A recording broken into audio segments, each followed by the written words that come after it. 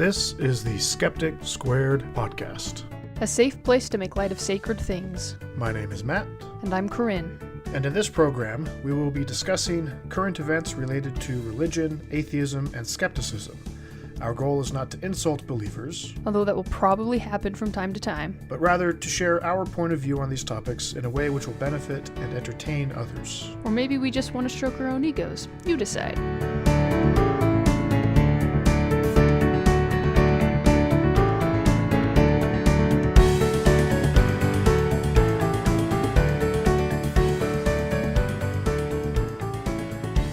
Hello, and welcome to the Skeptic Squared podcast.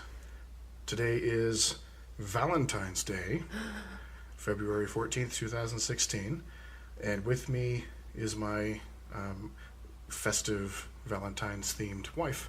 What? They don't have to know that you're in sweats. Except now they do. Now they know. Okay.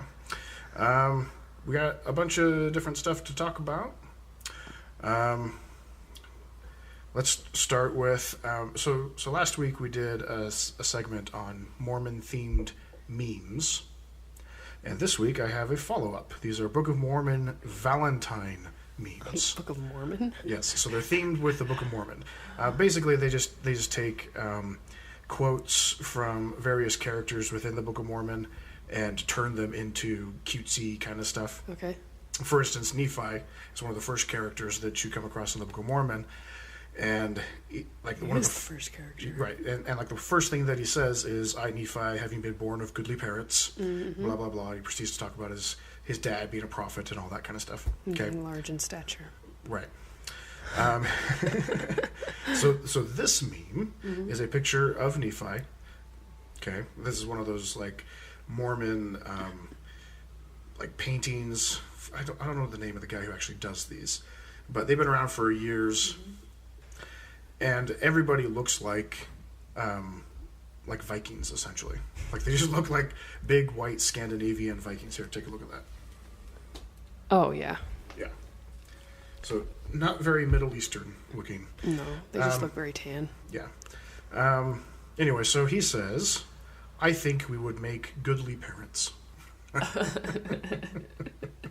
So, total cheeseballs. Yeah. Right? Which is what Mormons are very often into. That could be a pickup line, too. Mormon pickup lines. Yeah. A lot of these could be. Here's one from Lehi. So Lehi is Nephi's father. Mm-hmm. He says, "You are the fruit of my tree." Oh, my gosh. That's weird. The next one is Laman and Lemuel. These are two of Nephi's brothers. And this is taken from a picture where Nephi uses, I guess, the power of God to shock Laman and Lemuel, so they're like kind of cowering away from Nephi. It's the same picture as that first one that you showed me. Oh, is it? When he's reaching his hand out.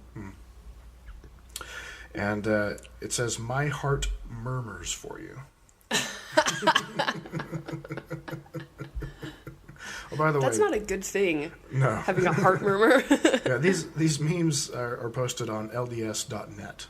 So it's not officially Mormon, but this is one of those like Mormon blog kind of things. Anyway, we talked about the Liahona last time. Mm-hmm. And we talked about how the spindles on the Liahona, like the compass, work based on the faith of the individuals. Okay. Mm-hmm. And if they don't have enough faith, then it points them in the wrong direction, that kind of thing. Right. So this is the Liahona's one. It says, "My faith is strong. All signs point to you." Oh, they're just creepy. Yeah.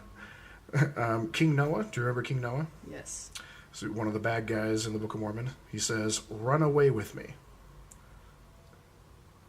Do you get that one? King Noah says it.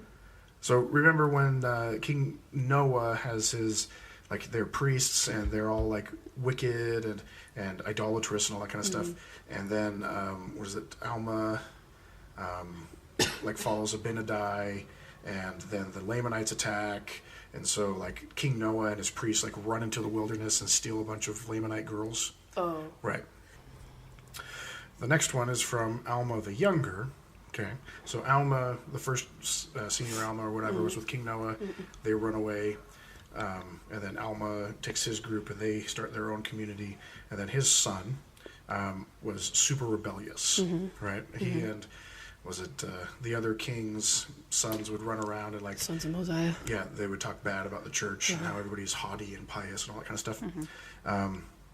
And then he has this spiritual experience where he is struck down by the power of God. It's sort of like a Paul kind of moment where Paul sees Jesus and is converted, like that kind of thing. But this puts Alma the Younger into a coma for like 3 days. Okay, and then he comes out of it and he's like the super spiritual prophet guy. Okay. So his says, our first encounter was so shocking I slept for 3 days.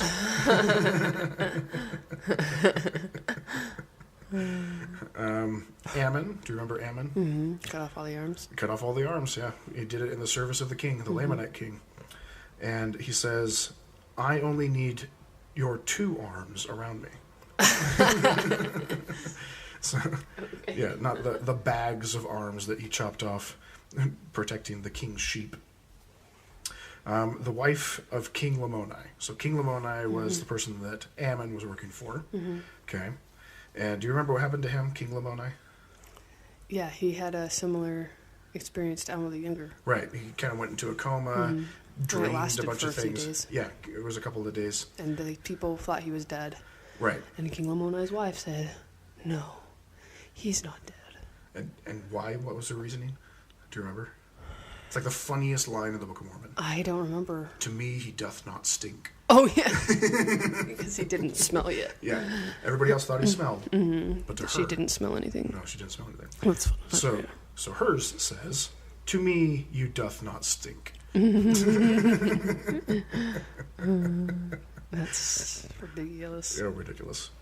Captain Moroni. Remember Captain Moroni? They've been talking about Captain Moroni in the news lately because of the whole Ammon Bundy group, Right. and one of them calling themselves Captain Moroni, and they had the title of Liberty and all that kind of stuff in protest to the evil Obama government. Right. In his last year as president. Right. Yeah. Ridiculous. Anyway, so his says, you are my title of love. I know, not as good as some of the other ones. Yeah. Tiancum. It took me a second to remember who Tiancum was. I don't usually get this far into the Book of Mormon. I usually get bored of it first before I get this far. I vaguely remember him. He killed a couple people. Right. He was a member of the Nephite army, the good guys. Yeah. And they sent him into the Lamanite camp to assassinate some people. So he was a Jewish ancient Native American assassin. So Tiancum used to be my sister Megan's favorite character in the Book of Mormon. Really? Yeah. Until I think it's the second assassination when she realized, I don't know, I can't even remember what she realized about it, but he ended up not being her favorite anymore because of his thought process or why he went and killed them or something. I can't remember. Like the reasons why he was killing people were not the best reasons? Well, because the first one I think he was directed by the Lord or something, and the second one I think he just decided he was going to do it. Oh. Something like that. And it was... I could be completely wrong, but it was something to do with the second killing that made her realize. And it took her a while to reach the conclusion. Yeah. And just one day, like during family scripture study, she told us about this. She's like, so I don't think I like him anymore. It's like, okay. Well, I mean, we've talked a little bit, I think, about Nephi and his experience in killing Laban. Right. And how the Spirit told him that he needed to kill Laban so that they could get the brass plates, so that they would have the scripture record for his people when they're running away to the promised land in Americas, and the ethics of that, of the ethics of listening to a voice inside your head that you think is God talking to you, and then killing somebody because of it. Right. Right. So Tiancum did the same thing, it sounds like. Right. Basically, except they were actually at war, so the guy was going to die anyway. Whereas Laban was just drunk and walking around his own city. Yeah. Completely defenseless. Yeah. So, okay, so Tiancum, his Valentine says, "You've pierced my heart." Do you remember who the Gadianton robbers are? Yeah. Okay, so they were a group of bad guys, mobsters, thugs, whatever. And just really simple. You robbed my heart. Gadianton. Have you seen the Testaments? The Testaments. It was in the... It was a long time ago, yeah. Oh. Sorry, I'm completely derailing the conversation. Was there something in there from the... Well, the main character, the young man or whatever, Uh-huh. who is very clearly white and only painted tan. Right. Is it Mormon blackface? Yeah. Oh my gosh, yeah, that's what it is. I'm pretty sure he kind of joins up with, like, the Gadianton robbers at some point. I don't know if they actually call them the Gadianton robbers, but I'm remembering that. That's Then funny. he's in their, like, underground Uh-huh. church thing, and Jesus dies or whatever, and all the Uh-huh. world quakes and stuff. Sorry, derailing again.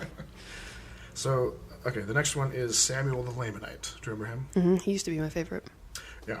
So he stood up on a wall of like the main Nephite city, and he was from the other camp, the bad guys, the Lamanites, but he was a prophet. Okay. Don't know how he became converted. Yeah, they It's don't just go that- into that at all. Yeah, It's just suddenly he appears. he just appears, and he's this super important prophet guy that Yeah. that is coming to chastise the Nephites for some reason. Okay. Because the roles have been reversed. Right. All of a sudden, the Lamanites are more righteous than the Nephites, and I don't know. It's really confusing They're in the Book of still Mormon. black. Brown. They're still brown. Brown. But so while he's standing on top of this wall, okay, the Nephites get so upset that he's telling them that they're wicked. They start throwing things at him. They start throwing things at him and shooting arrows. Okay. And nothing hits him. And not a single arrow hits him. Okay. So this meme has a picture of him standing on the wall. People are shooting arrows at him. Okay. Really famous Mormon painting. And it says, "You've done what the Nephites couldn't, or what the Nephites couldn't do, and hit me in the heart." Okay. Yeah. The brother of Jared, or Mahonri Moriancomer. Mahonri Moriancomer. Yeah, that's a whole backstory. We don't need to get into that. So he's another character in the Book of Mormon. He says, "Our love is tight like unto a dish." That's funny. So Because he built boats that were tight like unto a dish so that Right. water couldn't get into them. right, so Jared's people came from Jerusalem before the Nephites, like Built quite a bit before, 8 barges. and built 8 barges, right, that were basically football shaped. Yeah. And they were super tight, like unto a dish. Just, yeah, funny phrase. Do you remember who Achish is? I couldn't remember who that was. The name is familiar, but I don't remember the story. Yeah, I can't remember who it was. It just says, "Can I have a kish?" That's retarded. Okay, yeah. So, not much of a joke there. Do you remember who Shiz is? Again, it's familiar, but I don't remember the story. Yes. So there is a Book of Mormon character named Shiz. S-H-I-Z. Yes. Which Mormons love to use as a substitute for the S word. Yeah. Because no one has any idea what word you really want to say. Right. And this one didn't really make much sense to me, but I don't know if it's going to make much sense to you since you don't remember the story either. Okay. It says, "I would lose my head and do a push-up for you." I don't get it. Does that make any sense to you? Well, I'm assuming he loses his head. Oh, was he the one at the end of the Jaredite battle?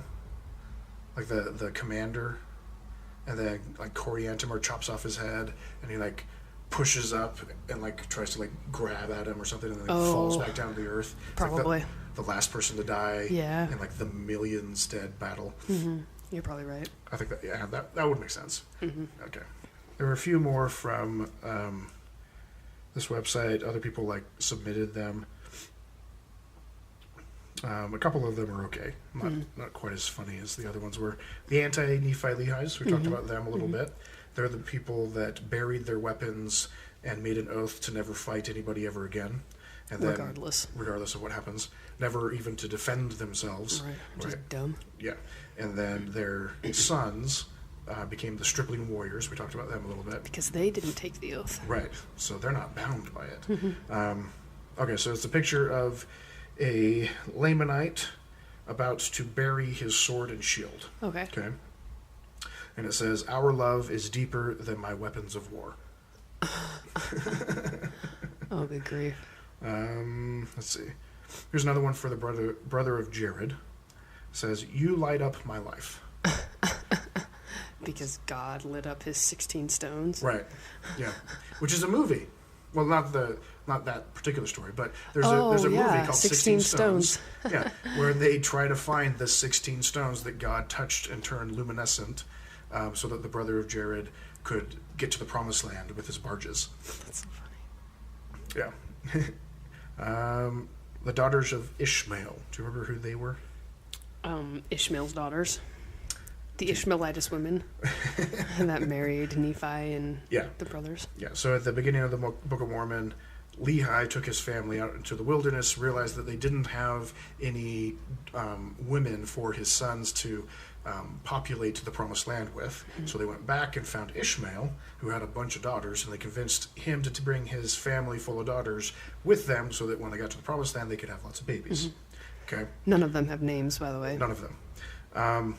And while they're traveling to the promised land, they were so afraid that the guards of Laban, whom Nephi chopped his head off, would come after them. That they wouldn't dare light a fire, because then they could be found. Do you remember that part? I don't.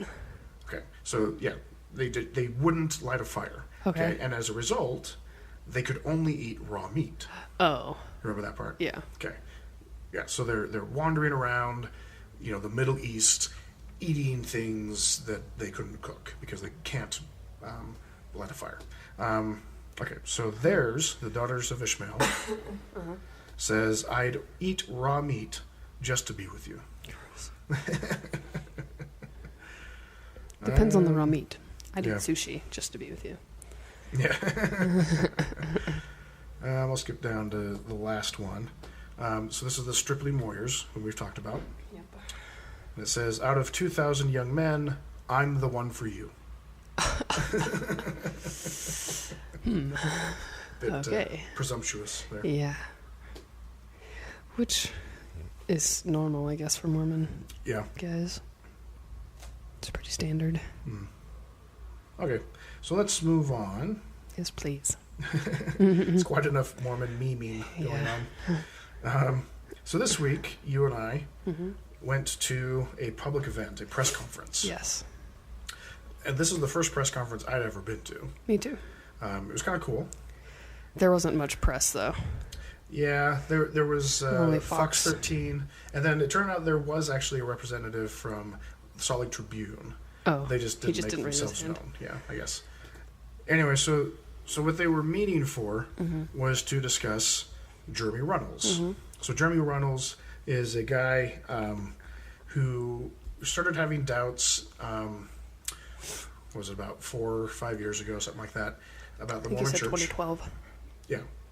Well, 2012 was when he actually wrote the... Right, but it was a process through that year. Like, that's when he started questioning things outright. Okay. So he came across some stuff that made him have questions about the church. He started doing a lot of research, and as a result, started to kind of slip into inactivity and wasn't going to church. And so his local leader contacted him, and then, his dad knew the CES director. Oh, that's what it was, yeah. And the CES director contacted him. Yeah, so a CES director is... okay, so in the Mormon Church, they have a church educational system for young adults. And it's only, it seems, for single adults. Have you noticed that? Like the Institute program? Like, they don't really care once you get married what you do, because they figure once you start having kids, you're locked into the church anyway. Right. So this is a way for them to get you to become more invested into the church and, conveniently, find somebody to marry. Anyway, so they have this whole program called the CES program, and they have directors that are over the institutes around the nation. They probably have them internationally, too, I would imagine.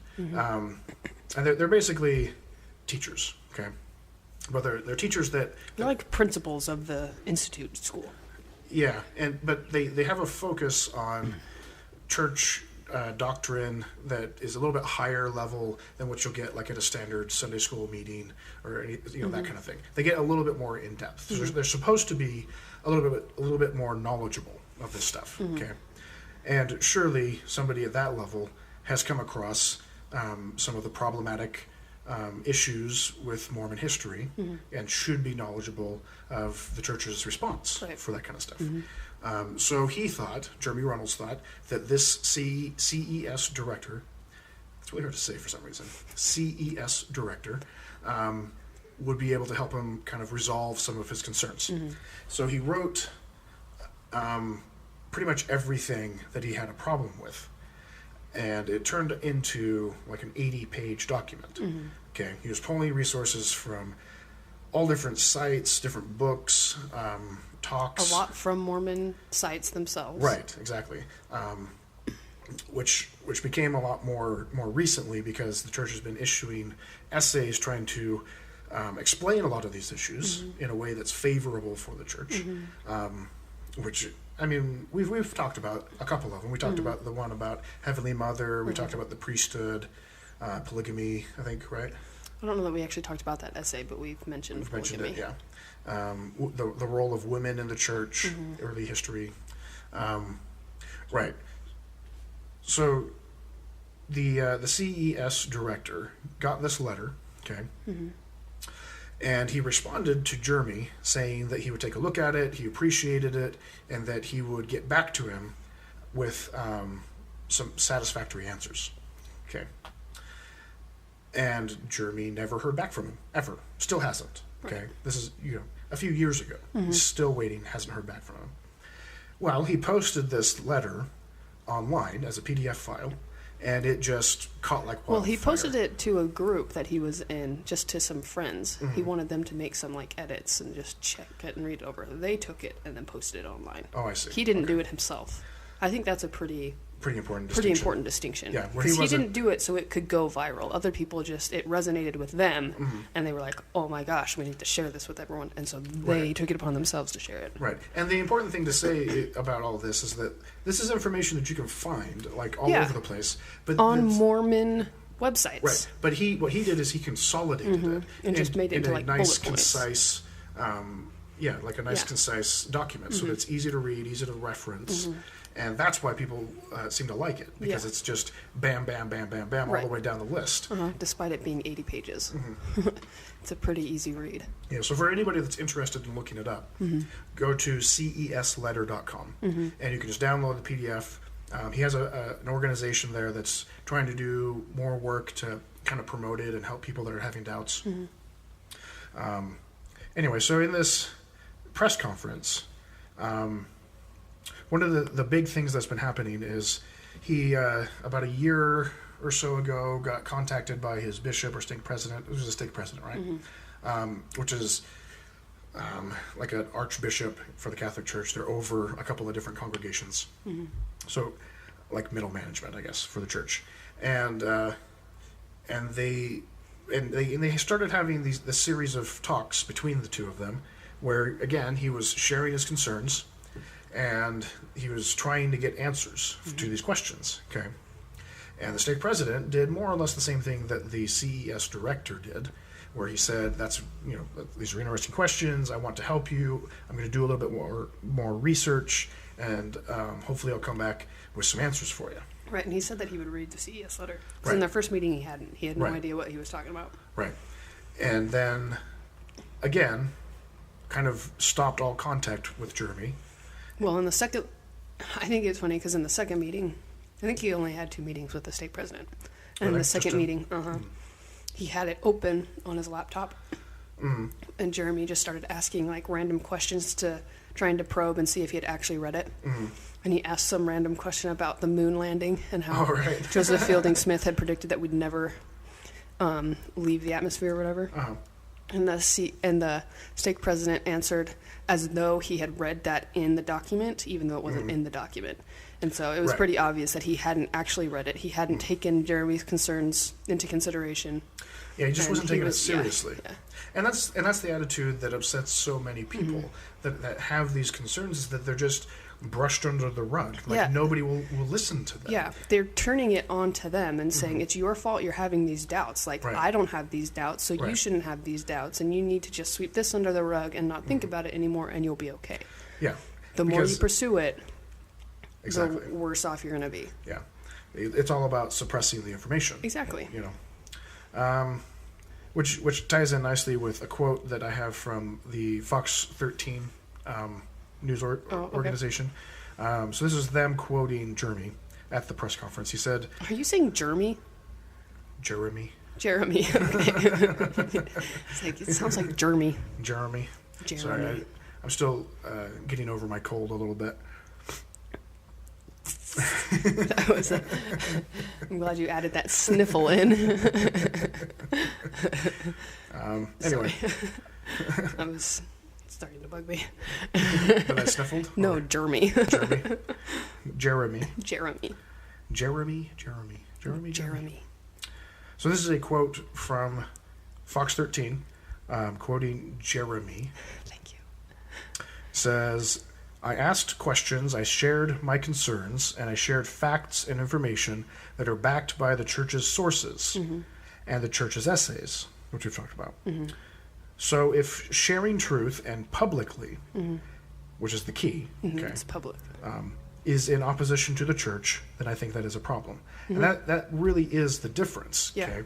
Because right now, have we actually mentioned what's going on? Like what? Okay, so he is being excommunicated. Basically. Okay. He's going to have a disciplinary hearing, which doesn't necessarily lead to excommunication, but it almost always leads to disfellowship. Right, especially along these lines. Yeah. It happened He to will Kate probably Kelly. be It excommunicated. happened to John DeLynn. It happened to Rock Waterman. It happened to the Denver Snuffer. Like, it's happened to lots of different people. He probably is the closest to a legitimate apostate that you could actually find. He claims to be something of a Mormon prophet out in Colorado somewhere. Probably Denver.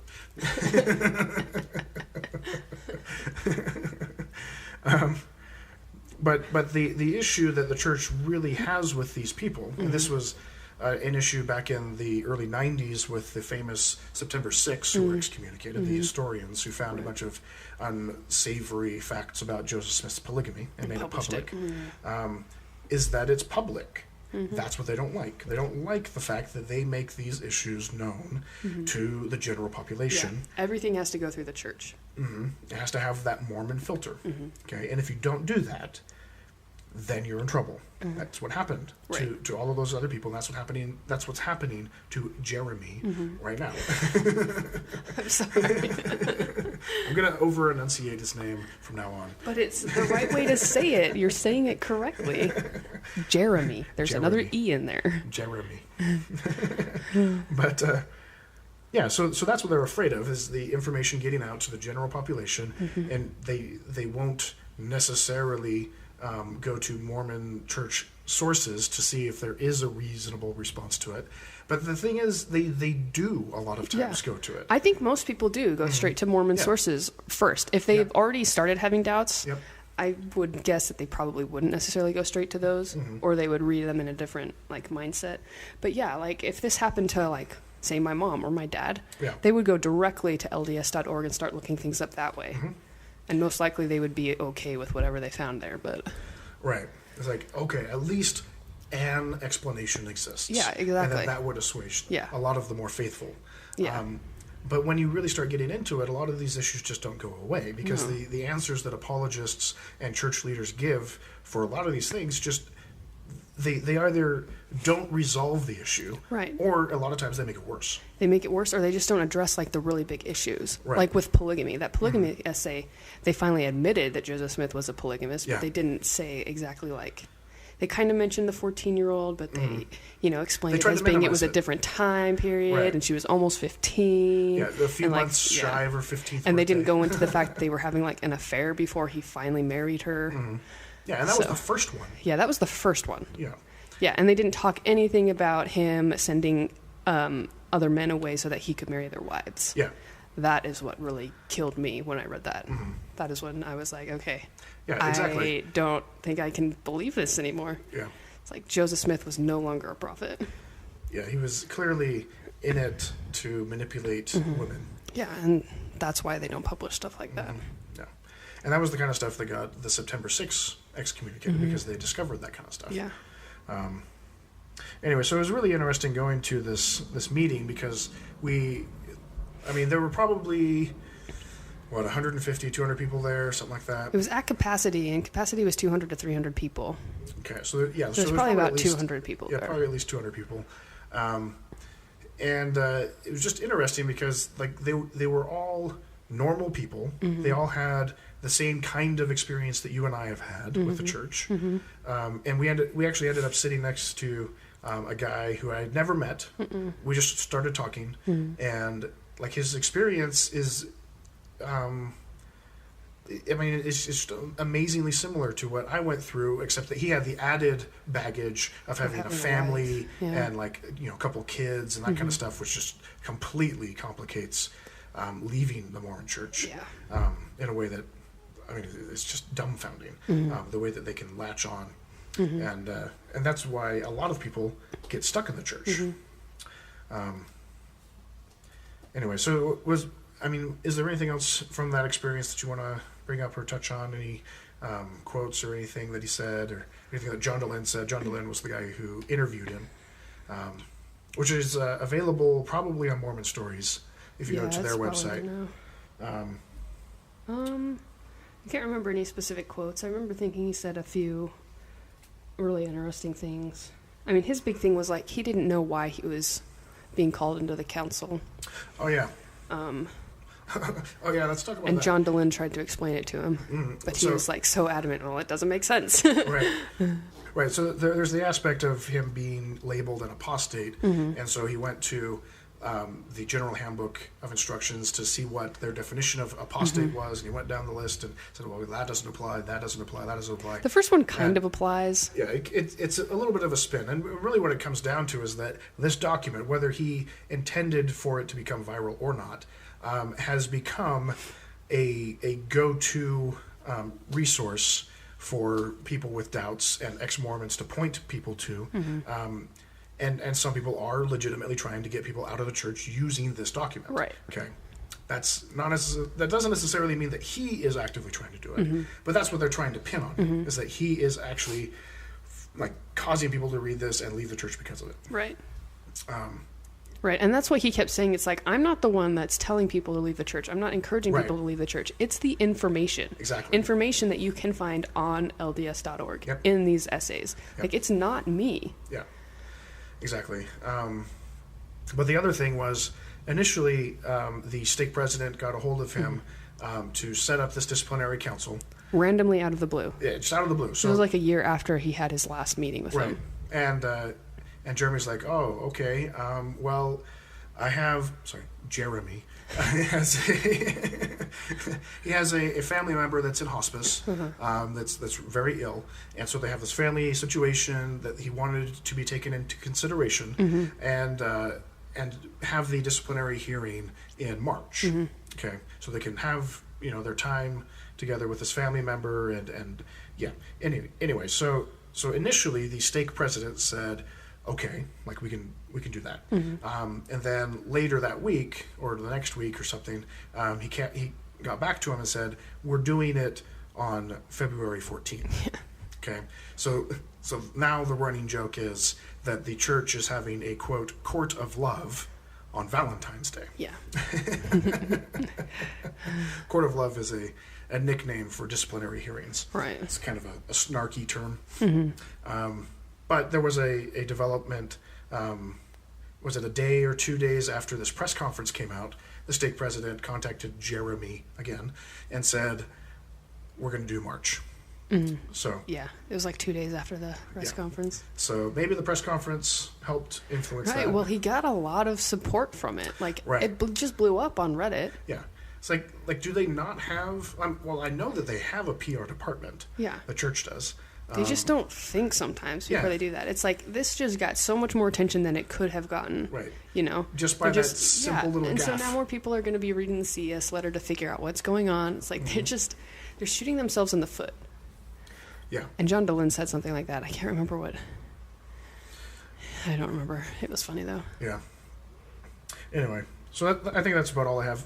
I would like to do a segment not today, but a segment on the CES letter and talk about the issues that are brought up. Because I've read There are it. some good ones, yeah. Yeah, I've read it twice, and each time I read it, I come across new questions and ideas that I hadn't thought of before. There were a couple of things about like other splinter groups from the Mormon Church, the first Mormon Church, that followed a similar pattern to Joseph Smith, Right. and convinced a lot of the people, like the Same 11 people. witnesses, the 11 witnesses of the Book of Mormon. A lot of them went with this other guy, James Strange, right? And like stuff like that. It's just fascinating. Okay, but the church completely discounts that kind of stuff and says, no, you don't only need to pay attention to this part over here because that supports us. Yep. You need to ignore this stuff over here. But I don't know. It might be fun to go through and do an episode on the CES letter. Yeah, definitely. So another fun thing that has been going on has been the changes with the LGBT parents and their kids within the Mormon Church, and whether or not they can become members and all that kind of stuff that blew up in November. We had the mass resignation that you and I went to with my sister Megan, and we did an episode on that. So there's just been a lot of talk about LGBT issues. We also talked about a couple weeks ago the increase in LGBT Mormon suicides, especially in Utah, after this policy change. And so a lot of people have been asking questions of church leadership, like what are we doing? Like, what is this really an issue? You know, like what amount of responsibility or accountability does the church or its leadership have? That kind of stuff. So there was a press conference where Dallin H. Oakes, one of the highest members of the church leadership, who we've mentioned a few times, he was doing this press conference or a seminar or something along those lines, and they did a Q&A afterwards, and a guy asked him about these LGBT Mormon suicides. And so I have an audio clip from this. I haven't heard it yet. So let's just listen to it. We can pause it if you have something to say. Okay. It's just a couple minutes long.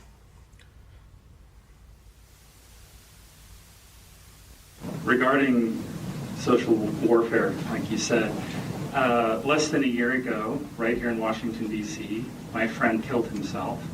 He was Mormon and gay. You've gone on record saying that the church does not give apologies. Does religious freedom absolve you from responsibility in the gay Mormon suicide crisis?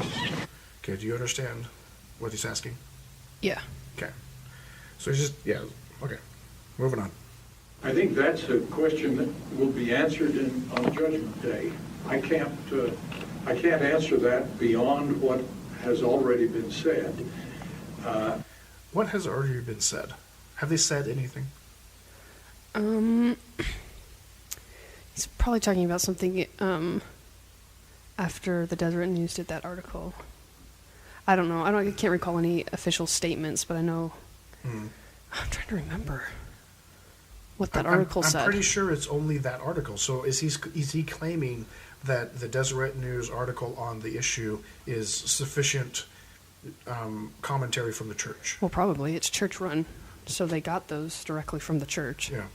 Which is so annoying because people are expecting church leaders like him to make a statement, but instead they use the church newspaper to do it and have some guy that nobody's ever heard of write this article in defense of the church. Yeah. You know. There might be other statements. We're just not aware of them, so. Okay. I just don't remember. All right. So basically, so far he said that come Judgment Day, he will be held accountable, and that's enough accountability for him. What I think is interesting, too, is that he doesn't start off by saying that he's sorry for the deaths, you know?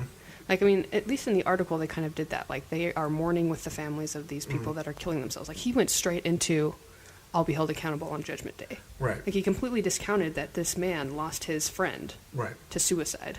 And that's problematic in and of itself because, I mean, he's saying, essentially, I don't need to be held accountable now. I don't need to be held accountable to the people who are suffering now on earth. Right. I only need to be held accountable to God after death. Right, and he obviously already thinks that he's not going to quote unquote get in trouble for any of this. Like, they legitimately think they're doing the right thing, regardless of the pain it's causing. Yeah, and that's problematic on a lot of levels. Yeah. You know, like it absolves them, in their minds at least, of responsibility on earth. Yeah. You know? Yeah. To all these families. It's awful. Okay, moving on. And know that those tragic events happen, and it's not unique simply to the question of sexual preference. There are other cases where people have taken their own life and blamed a church, my church, or the government or somebody else for their taking their own life. And I think those things have to be judged by a higher authority than exists on this earth. You look like you want to say something. No, I can't think of anything like spectacular to say, but that's just amazing. They blame my church, and there are other reasons that people commit suicide. Yeah, It's like, and those are a problem too, but this is like right now, this is an obvious correlation Yeah. to the church's statements. Yep. Yeah, he's minimizing the church's responsibility. Yeah. Or anything that the church might have done wrong or done that might have influenced this influx of suicides. Right. Like, I don't get that. Yeah, he's saying that whatever reasons these people are saying for why they kill themselves, if they include the church or an organization, that's not really the reason. Right. I feel like that's almost like, so,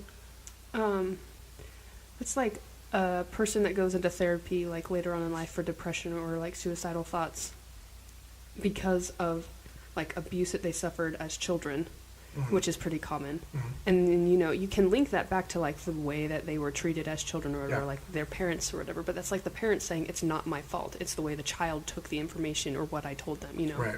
It's like that, to me, in my mind, is almost the exact same thing as what he's saying now. Like, they are the parent, and they're saying it is not my fault that what I told my child made Affected them them. kill themselves, that it affected them in any way. Like, that's just so wrong on so many levels. It's irresponsible. It is so irresponsible. Oh my gosh, Yeah. that's maddening. Okay. And I'm ready to be accountable to that authority, but I think part of what my responsibility extends to is trying to teach people to be loving and civil and sensitive to one another so that people will not feel driven, whatever the policy disagreements, whatever the rules of a church or the practices of a church or any other organization, if they are administered with kindness at the highest level or at the level of the congregation or the ward, they won't drive people to take those extreme measures. But it already has. It already has. Yeah, he's saying that he's saying that the policy isn't the problem. It's the fact that people are being mean to these LGBT people. And why are they being mean? It's Right. because they've learned these things from the church. You can't just expect them to suddenly do a 180 and switch their thinking. And applying these things kindly Yeah. doesn't make them less vicious. No, because it's the hate the sin, love the sinner mentality, and that's not It makes it more productive. patronizing. Yeah, exactly. It's like, I pity you for suffering through this, and I love you, but I don't condone what you're doing. Yeah. Like, oh my gosh. Yeah. It's the policies, it's the doctrine, that's the stuff that's driving people insane. Yeah. You know? Maybe I shouldn't say insane. Yeah. It's driving them to depression. It's Right. driving them to these Extreme thoughts measures. of self-loathing Yeah. and all that kind of stuff. You know? Yeah. And Okay. I think that goes for like every member of the church too. I think every member on some level experiences some kind of self-loathing because of the church's policies, Yeah. because of their teachings and their doctrine. It's like, no, and they always say no one is perfect, and so they're already setting you up for failure. As if that makes everybody on this like the same On the same footing. level, yeah. It's like, no, like there is a difference when, you know, you can overcome the bad habit of, say, swearing, for Right. instance. Okay, that's something that the church Or looks down drinking on. caffeine. Yeah, but I mean, homosexuality, that is so fundamental to a person. Yeah. Like, you don't just break that as a bad habit. Right. You can't. Especially when they are finally starting to acknowledge that they are born that way, Yeah, but they're still expecting them to completely go against their nature. yeah. I mean, and they like, they're not in favor of like the Catholic Church having like celibate priests and monks, right? But that's exactly what they're asking these LGBT people to do. It's like that's so hypocritical. Yeah. It doesn't make sense. It doesn't make any sense. And the only reason that they're being pushed into that position to force people into celibacy is because the scientific community has said that they need to stop telling gay people to marry straight people. Right. Right. Which, even though they still encourage them to do that. In some cases, yes. It depends on where you live and what the local leadership tells you. But they're trying to get away from that idea. But then they do something completely counter to that and put up that Gays and Mormons website where all they have are gay people in straight marriages. Exactly. That's what I'm talking about. Like, they don't come out in like general conference or anything anymore. Yeah. But they will make comments every once in a while. It's like, you can have a happy marriage. Yeah. You can't have all those things that you've grown up wanting. Yeah. You can have a really good best friendship. Yeah. Or every once in a while you have to do something that you don't want to do. Yeah. Because again, they look down on other ways that you can curb your sexuality, like masturbation, pornography, those kinds of things. Yeah. Like, you can't do those things either. Right. So you have to completely suppress your sexuality and your sexual urges. Oh my gosh. Okay, so we're almost done with the clip. Okay. Part of my responsibility to teach that. And beyond that, the rightness or wrongness of it, I'll be accountable to higher authority for that. That's the way I look on that one. And nobody is sadder about a case like that than I am. Maybe that's a good note to end on. Thank you for your presence, for a good question. That's a good note to end on. Yeah. Let's cut this short before any other questions are asked. Exactly. But then he, at that point, he took, he expressed some empathy at the end. But saying no one is sadder than I am, it's like, it's not genuine. It's not genuine. Not sincere at all. They have to say something like that. Otherwise, people that believe that, believe these people are like prophets of God, and if they don't say something like that, then they might start asking questions too. It's like, why aren't they sad about it? Right. And that's something that I pointed out when they first had this policy. Like on my Facebook page, I said if the Mormon Church had any intention of relieving this anguish, of helping this problem diminish, they would change the policy. Yeah. They wouldn't have these policies. No. These policies are the problem. Yeah. Yeah, they compounded the problem by saying that children of LGBT people can't receive ordinances until they're 18. That just blew it up. Yeah. Yeah. Okay. It's crazy. So you have something related to this, right? An article? Kind of. It's more related to the Jeremy Runnells thing, but I think it... So this is from Zelphontheshelf. It popped up on my Facebook feed. We should do a segment on Zelf. That's a fascinating story, but we won't I'm not get that into familiar it now. with that, but... Yeah. Okay, it's just entitled Cowards, period. Okay. I'm going to end up reading a lot because I think some of this is really poignant. Okay. Okay, so the whole thing starts out with a quote from M. Russell Ballard. And it says... another apostle. Who is another member of the Quorum of the 12. It starts off, quote, "There is absolutely nothing wrong with asking questions or investigating our history, doctrine, or practices," unquote. So that's directly from a member of the 12 apostles, okay? Right. And, you put that in with Jeremy Runnells, and it's like, wait, just kidding. It's not okay. And that's more or less the point of this. You just can't do it publicly. Right. So the author starts out by asking, like, if you had the ability to save a marriage, would you do it? If you could repair a broken relationship between a child and his parents, would you do it? If you could stop a gay teenager from killing himself with just your words, would you do it? And I think most people would answer yes, right? And I think even the LDS Church would say yes. But there's... but they aren't. Right. Exactly. Okay, so this guy says that I don't believe that the leaders of the LDS Church are innocent in this anymore. I used to give them the benefit of the doubt, believing that all of this new information about church history was just coming to light for them too. But then I see a Facebook post like this from Elder Christofferson. Quote, "I'm not sure what is behind the increasing attacks upon the prophet Joseph Smith in our current time." Unquote. So, this is that post that we saw from Elder Christofferson. And the comment, like one of the first comments was from a lady that said, basically that she had left the church because of, church statements and Right. incongruencies with history and things like that. And Right. basically having sympathy for people that are questioning Joseph Smith's Right. legitimacy as to I prophet. recall that comment, she said, one of the reasons I had so many doubts was because what I had been taught was different than the information that's being Published revealed now. Yeah. It's Exactly. a different story. Yeah, exactly. And she was just basically explaining why people are questioning the legitimacy of Joseph Smith. Yep. And as we discovered, after we read through those comments, a day later, the comments were deleted. Yep. And he touches on that as well. He said, so he says, if there are increasing attacks, it is simply because the brethren never told the truth in the first place. They know what is behind it. All they need to do is read the comments section, except Elder Christofferson does know why people are attacking Joseph, because the church has been releasing online apologetic essays on LDS.org. Mm-hmm. If these men are as in touch with the members of the church as they claim, they would know how many families are hurting.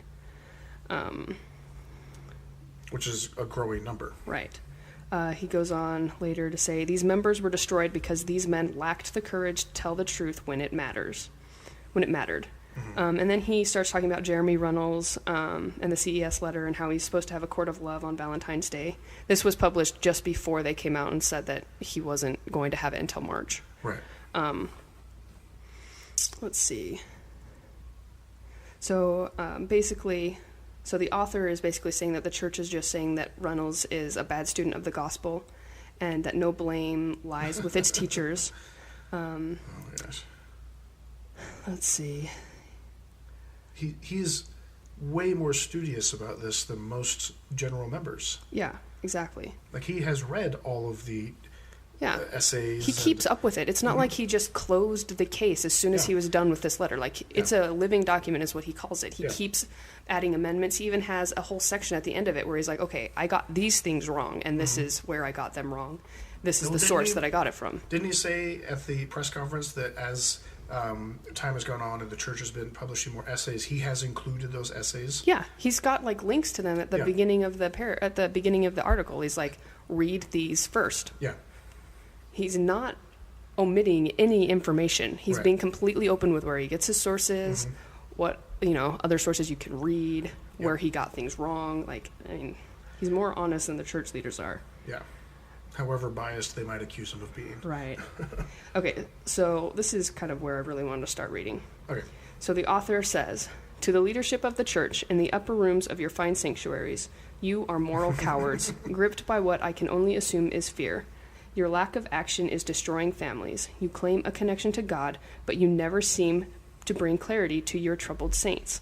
The tithing dollars you spend on a twice-a-year platitudes, marketing campaigns, and flashy videos are all simply pretty wrapping on an empty box. This isn't a church led by revelation. It is a church led by cowardice and run like a business. Stop saying that a man who stole other men's wives and married his teenage maids was someone to be revered, and that those who refuse to revere him anymore are sinning against the light.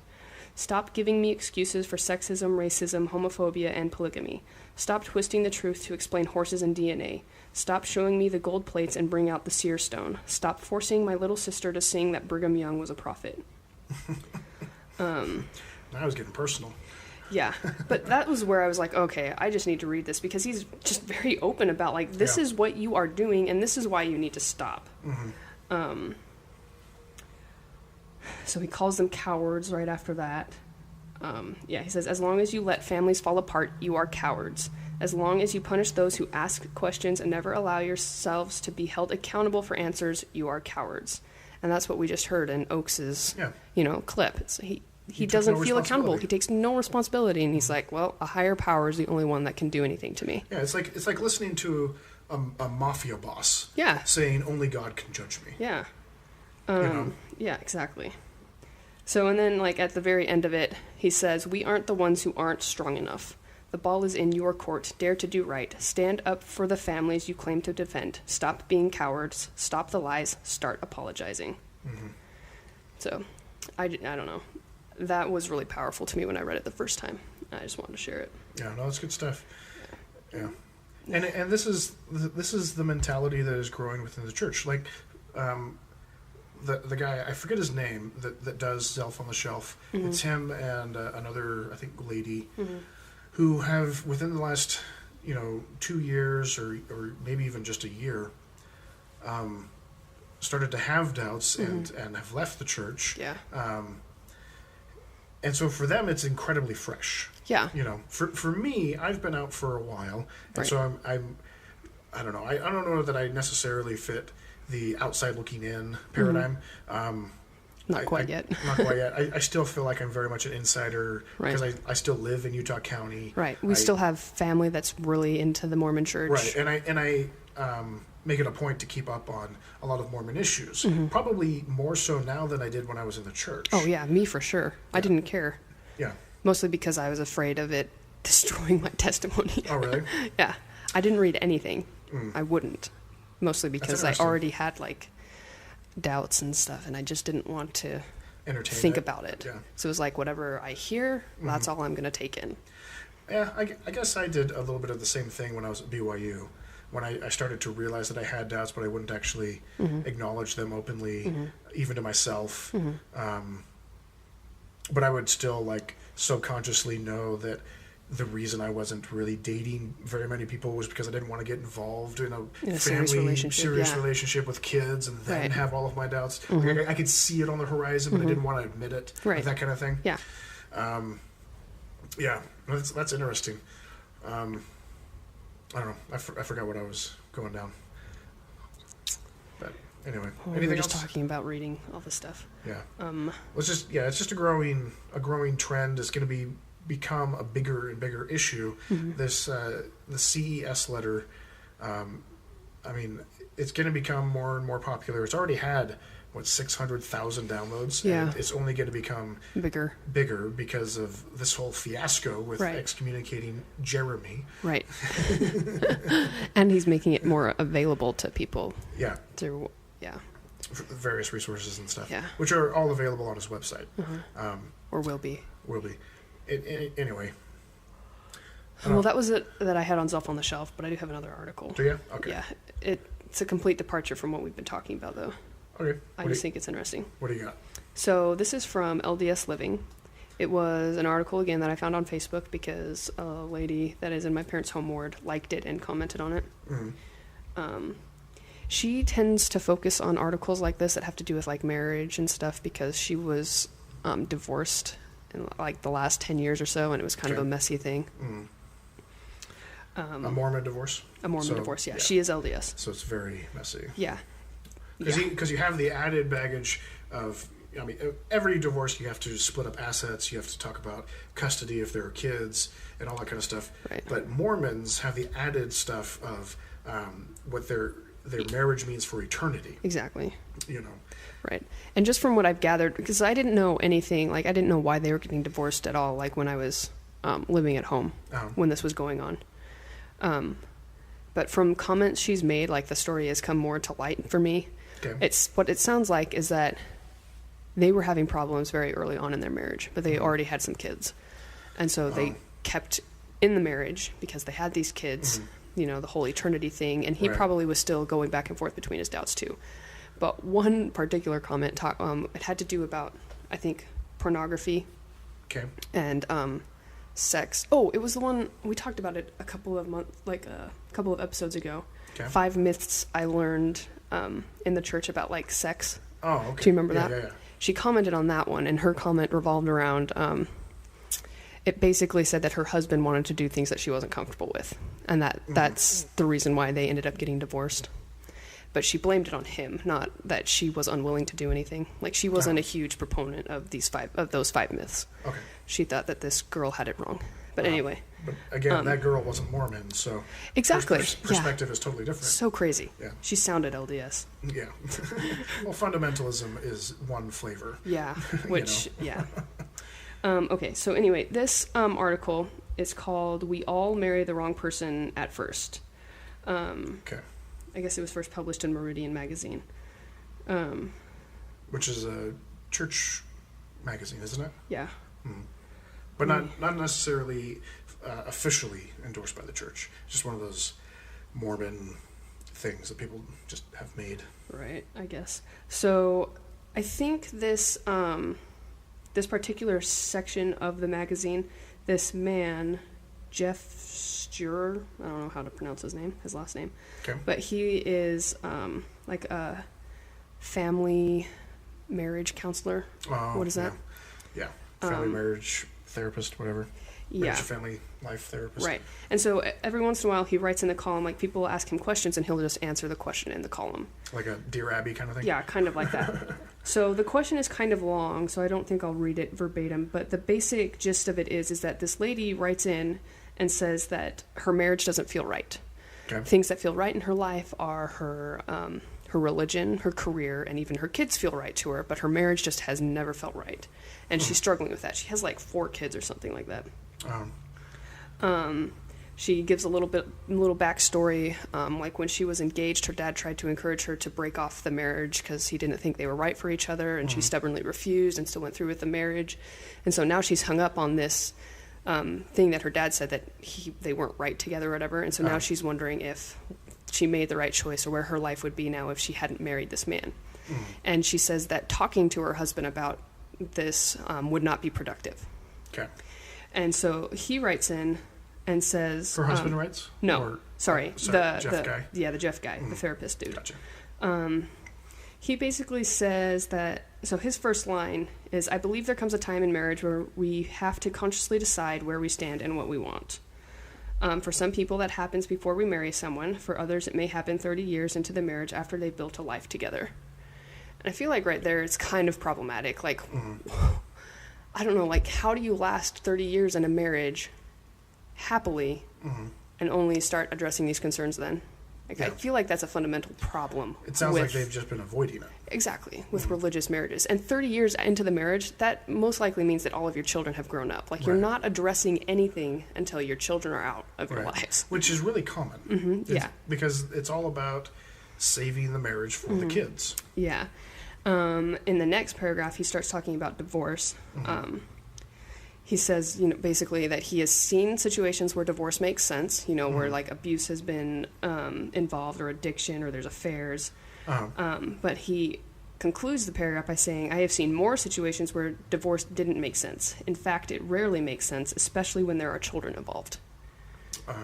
Which we've kind of talked on, which is a huge problem. Yeah, like even in your situation, it's a problem. It's not a true statement. It's not that it's better for the kids to just stick it out, because what it does is it shows the kids that this, like, okay, so the parents and their marriage is the example for the kids of how they should have relationships, have intimacy.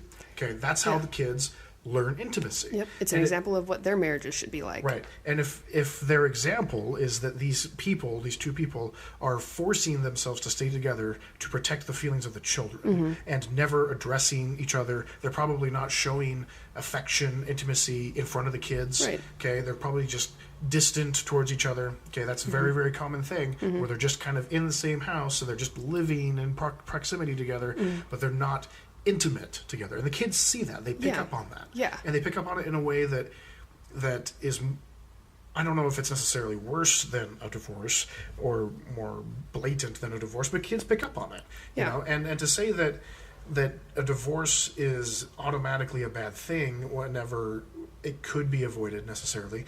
I mean, I don't know, like I can see how there would be a lot of situations where it would be good for a kid to see their parents amicably depart ways and then find somebody else and then have a closer, more intimate, healthy relationship, and seeing the difference between the two. I could see that being very helpful for a lot of kids. Yeah, you know, totally.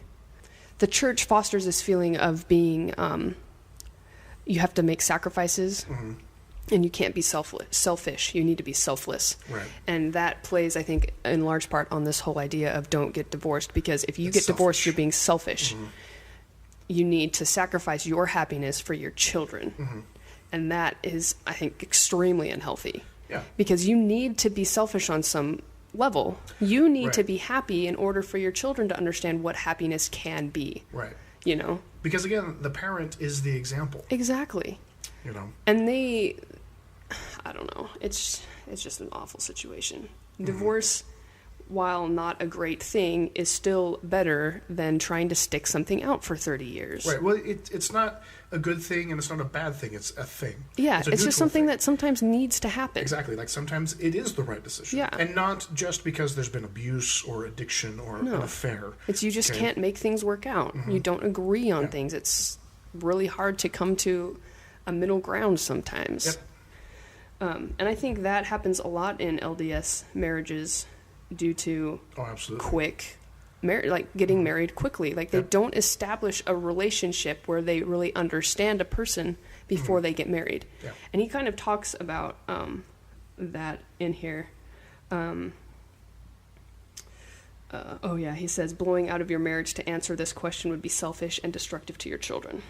Yeah. He says that there's no question in their mind about how they feel about their parents, and that if this therapist asked them what he would want their parents to do, they would say, I want my parents to stay together, which I think on some level is probably true. Like kids don't want their parents to get divorced, but on another level they recognize they don't understand the whole situation, and they also recognize that their parents aren't happy and they want them to be happy.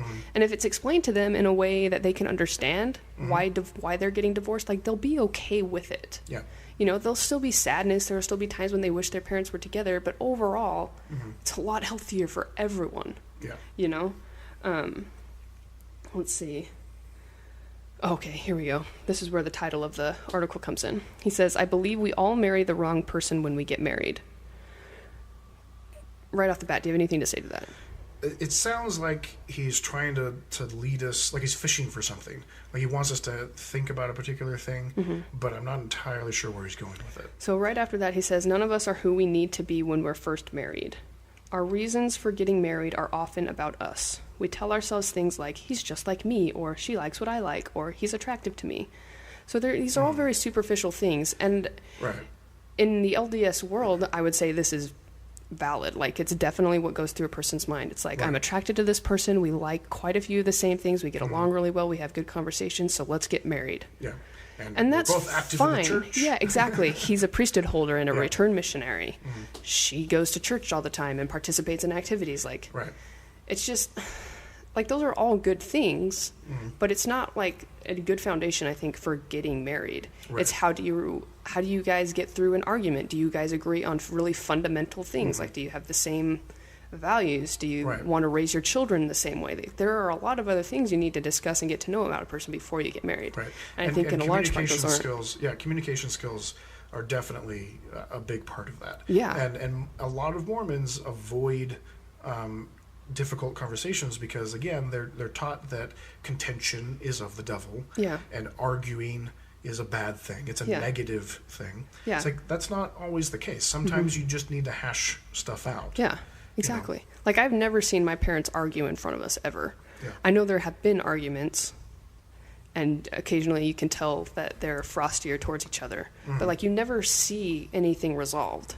Yeah. And I think that is in large part why I hate conflict, because I don't know how to resolve anything. Yeah. You know? It's a skill. It is a skill you have to learn. Yeah. It really is. It's not something you're just born with. Yeah, that's something that I learned very early on in working in treatment. Right. Is that social skills are skills. They call them that for a reason, because they're a learned behavior, and it's something that you can refine and get better at. You know, just because you are awkward in certain situations doesn't mean you can't look at the situations, look at how you respond to certain things, and then figure out ways to react differently or better, or you know, like it's something that can be refined and improved upon. Right. And a lot of people, you know, in these types of marriages where they're always resolving conflict behind closed doors, never in front of the kids, to protect the kids from seeing that negative aspect of their marriage. Right, because anything negative is bad. Right. The kids never completely learn, at least not from their parents, how to resolve conflict. Right.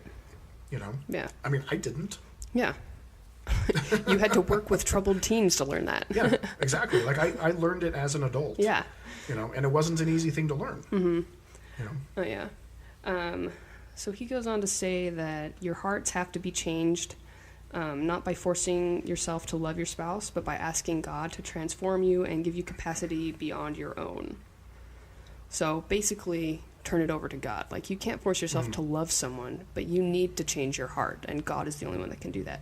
And that's problematic too, because I mean, right off the bat, this woman sounds like she doesn't love her husband. You know, she likes him. He's a good guy. It's not like he's doing anything wrong, but she just doesn't feel that connection that she wants to feel with another human being. Right. You know? And he's saying, well, you need to turn your heart to God, and he'll change it for you.